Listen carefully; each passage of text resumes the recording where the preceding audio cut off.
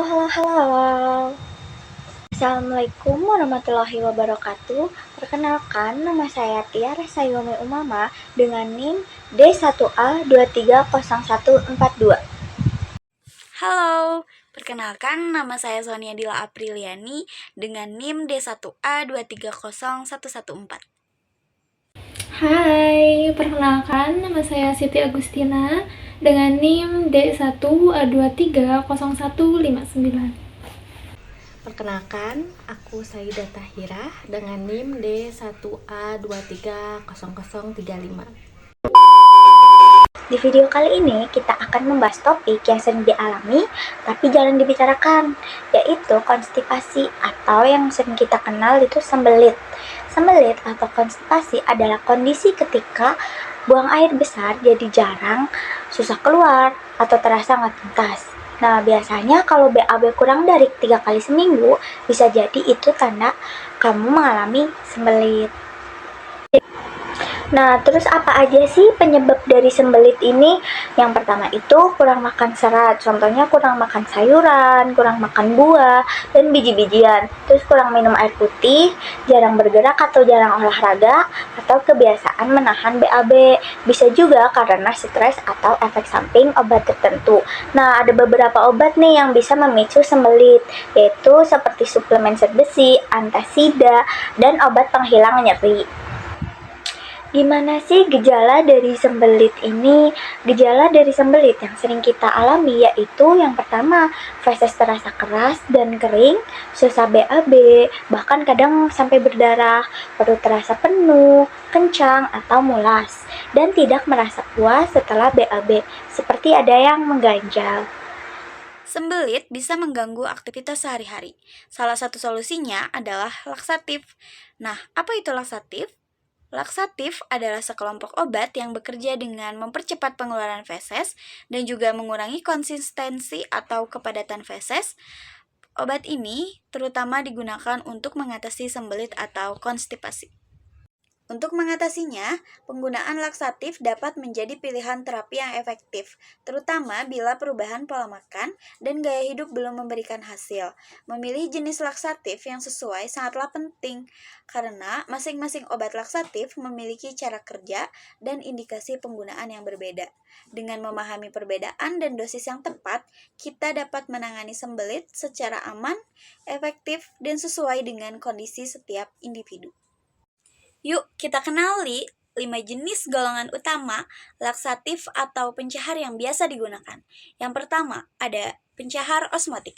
Pencahar osmotik seperti laktulak sirup bekerja dengan menarik air ke dalam usus agar feses menjadi lebih lunak. Contoh dosis untuk dewasa 15-45 ml per hari. Untuk anak dan bayi, dosisnya lebih kecil dan disesuaikan dengan usia. Yang kedua, ada pencahar stimulan. Pencahar stimulan seperti bisakodil, sena, dan natrium pikosulfat merangsang usus agar berkontraksi dan mempercepat buang air besar. Misalnya, bisakodil bisa dikonsumsi 5-10 mg pada saat malam hari atau digunakan sebagai suppositoria 10 mg di pagi hari. Obat ini cocok untuk penggunaan jangka pendek. Kemudian yang ketiga ada pencahar emolien. Emolien seperti dokusat natrium membantu melunakkan feses dengan meningkatkan kadar air di dalamnya. Cocok untuk Anda yang baru operasi, melahirkan, atau punya kondisi yang tidak boleh mengejan. Dewasa biasanya minum 50-200 mg sebelum tidur. Kemudian yang keempat ada bulk farming. Jenis ini seperti psyllium dan metilselulosa mengandung serat yang menyerap air dan membentuk massa feses. Efeknya lebih alami dan bisa digunakan rutin. Tapi jangan lupa minum air putih yang cukup ya. Contohnya, psyllium 3 gram 1-3 kali sehari. Kemudian yang terakhir ada pencahar pelumas. Pelumas seperti minyak mineral melapisi feses dan dinding usus agar lebih licin saat keluar. Biasanya diminum sebelum tidur 15-45 ml untuk dewasa. Obat pencahar memang membantu, tapi tahu nggak sih kalau ada efek sampingnya juga? Yuk simak apa saja yang bisa terjadi setelah mengonsumsi obat pencahar. Efek samping obat pencahar bisa berbeda-beda, tergantung jenis obat yang digunakan. Beberapa efek samping yang sering terjadi yaitu berupa perut kembung, terasa penuh atau begah, kentut, gas berlebih di dalam usus, kram perut, rasa sakit atau kejang di bagian perut, mual, perasaan ingin muntah, diare, buang air besar terlalu sering yang dapat menyebabkan dehidrasi atau kehilangan cairan tubuh. Tenang saja, efek-efek ini biasanya ringan dan bisa hilang jika penggunaan obat dihentikan. Jika obat pencahar digunakan terlalu sering atau dalam jangka panjang, bisa menimbulkan efek samping yang serius, seperti diare berat. Diare berat bisa menyebabkan kekurangan cairan dan elektrolit. Kemudian obstruksi usus, sumbatan pada usus, ditandai dengan perut membesar, keras, tidak bisa kentut, dan warna urin gelap. Kemudian terjadi gangguan elektrolit, gejalanya berupa kesemutan, mati rasa, kram otot, gelisah, bingung, dan jantung berdebar cepat.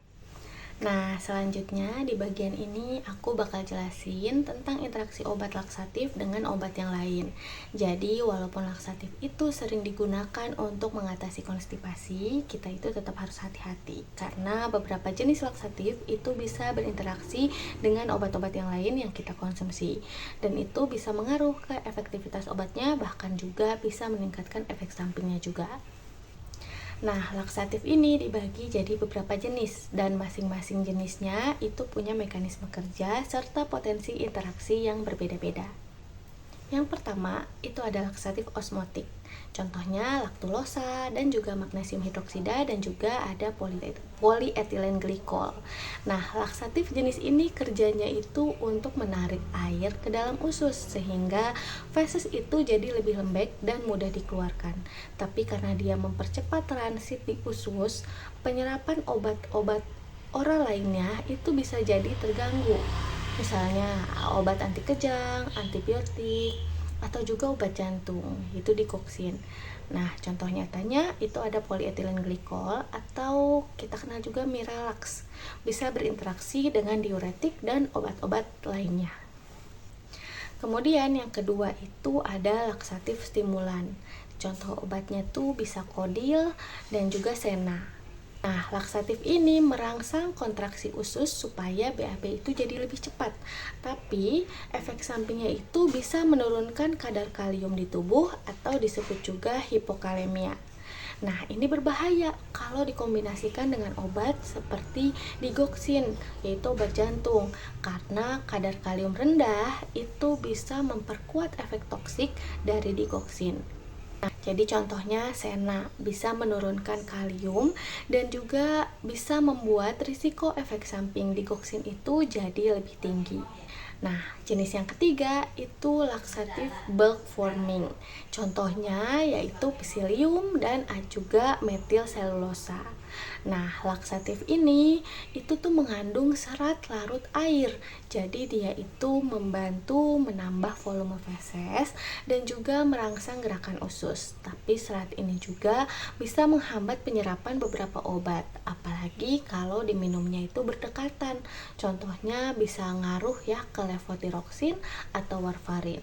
Bahkan psyllium sendiri dilaporkan bisa berinteraksi dengan 29 jenis obat lainnya.